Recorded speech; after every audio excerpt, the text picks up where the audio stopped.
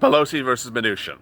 She says she has a 48-hour deadline, or there'll be no deal before the election.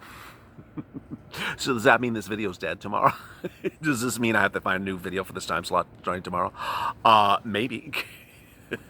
Maybe I can just finally focus on something a little more positive than Temple 2. We shall see, but the bottom line is the 48-hour deadline is much of nothing.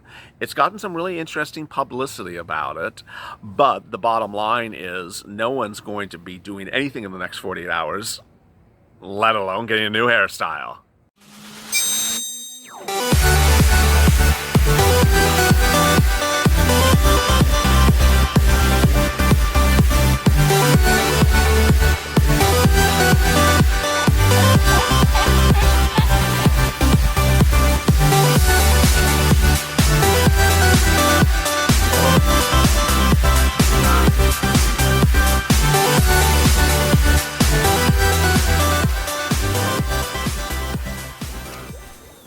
Hey, good afternoon, everybody. This is LALATE, and I hope you're good and safe. This is Pelosi versus MNUCHIN in a real hot mess express day in which we're told there's a deadline. Did you not know the deadline?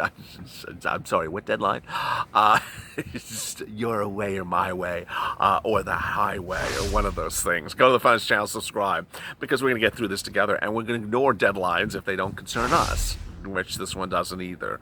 And also, like this video, we're approaching the 297,000 followers, 3,000 away from 300. Let's do it. Let's do it, baby. All right. In this video, I'll be going over why this faux deadline, I can't even say it with a straight face, this faux deadline is so utterly dramatic. And I'll be going over what Nancy Pelosi will be doing 36 hours from now, because apparently, 24 hours from now, she's closing the door. Can she lock it? And then I'll be going over some incredible comments from yesterday. All right, the breaking news is that Nancy Pelosi's announced a deadline. Did you not catch it? Did you not hear the press? You didn't see the press release. There's a deadline. Do exactly my way by tomorrow, or else. It sounds familiar. It should. She's been using that same line since July. I mean, it's been around longer than her hairstyle. My way or the highway has been Nancy Pelosi's, manifesto since the month of July. She has told Steve Mnuchin, I'm not talking to you unless you give me exactly what I want. And in recent days, it's gotten a little bit absolutely wacko. Let me explain what's going on. There was a time in which these parties were apart on the numbers. There was a time in which Nancy Pelosi wanted to get Steve Mnuchin up on numbers. I got it. And you do whatever you want to do to get the other side up on the numbers. Her way to do it was, I'm not coming down on my numbers. You just come up, or don't come talking to me. And during that period of time, she ultimately really hurt herself. And she's in the predicament she's at now because she chose a narrative that didn't resonate well with America, her own Democrats, or the Republicans. And the narrative was, don't come back to me unless you give me exactly what I want. And she actually said it like that. And that was the big mistake. She should have focused on the inability of the other side to come up with this and that and those and them. The other thing that she didn't do correctly was she refused to give Americans numbers. She kept on talking about superlatives and adjectives and adverbs and never talking about numbers. And when she did one time in that purple press conference with the purple poster, it was purple, she had only 3 numbers in a bill that's 3,000 pages long. That's just sort of like, we're a little bit more robust than that. And many people wondered why she does that. Why does she not give you numbers? Well, we learned so much, and the numbers spoke for themselves. The numbers were 2.3 million. And I'm not referring to her bill. I'm referring to the number of views that Wolf Blitzer got when Nancy Pelosi was asked to answer a series of questions, and she could not. She could not explain what was bad with 1.8 and what is good with 2.2. She could not explain what science has to do in a $1.8 billion bill, why science says that $400 a week is not good for enhanced unemployment benefits, but that science says $600 a week is good. That why children are going hungry when she's giving a $500 $500 stimulus check to children, but the Trump administration's given a $1,000 stimulus check. She didn't like being called out on her own numbers after months of never explaining her numbers. And this wasn't the only person who asked her to explain it. Mark Meadows notoriously would say throughout the month of July, Nancy Pelosi can never explain her numbers. It causes you to now sit here and wonder, perhaps in October, that she never really knew her numbers, and that she was always grandstanding in press conferences and talking about things not knowing the numbers of her bill. And so as we sit here today, what's happening in the next 48 hours 24 hours, is much of nothing, except a very anxious and exciting moment to wonder, will she just sort of stay silent after tomorrow? Will we no longer hear from her and she'll be going hungry after tomorrow? I think they're just cutting down Jack and the Beanstalk right now. That was the reassuring news. And so ultimately the question then remains is what happens to stimulus, Steve Mnuchin, Nancy Pelosi, come Wednesday morning? Now, she has said that they will continue to negotiate on behalf of stimulus relief that would be passed after the election. But does anyone really believe that? The question is, will anyone of the Republicans and Democrats think that there's going to be stimulus negotiations after the election in the way in which there is stimulus negotiations before the election? I don't think so. But I've seen crazier things happen, and I'm not going to be the naysayer in this game.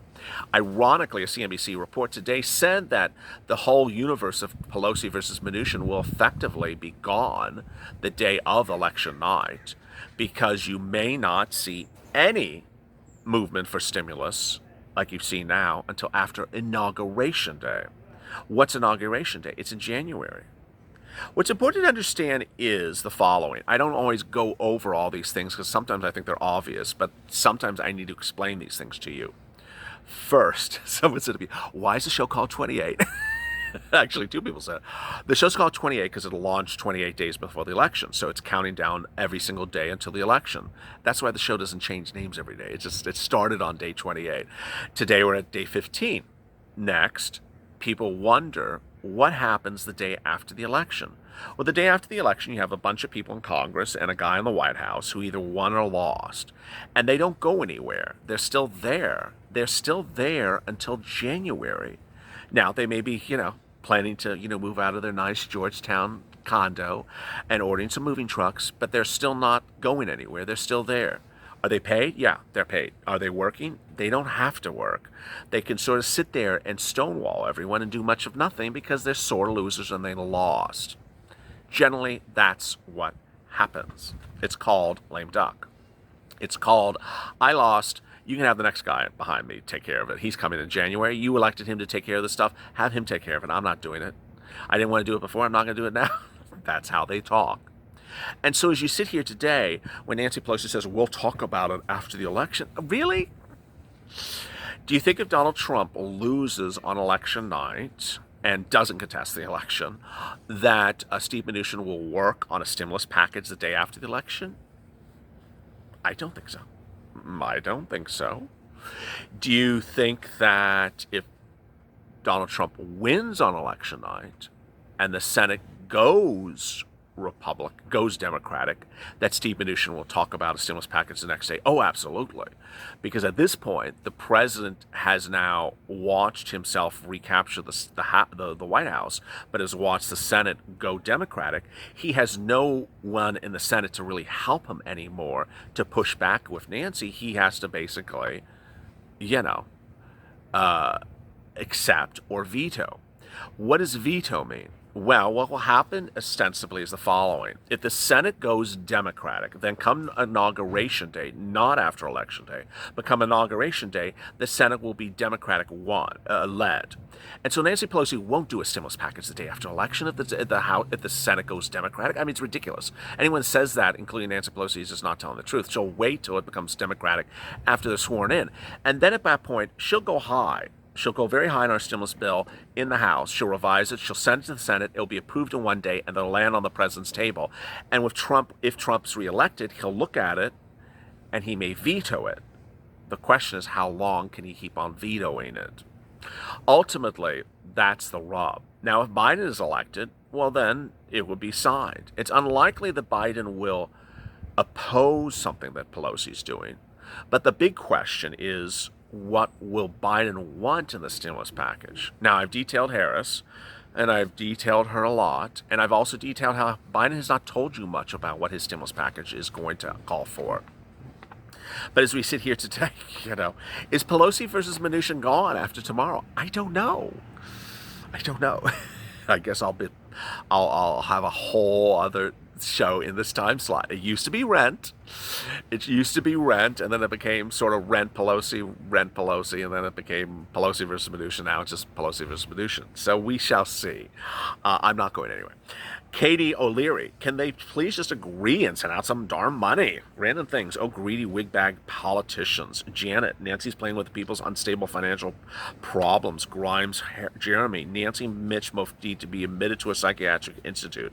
Catherine, truly sick of them. Gamer, I feel that they should be charged.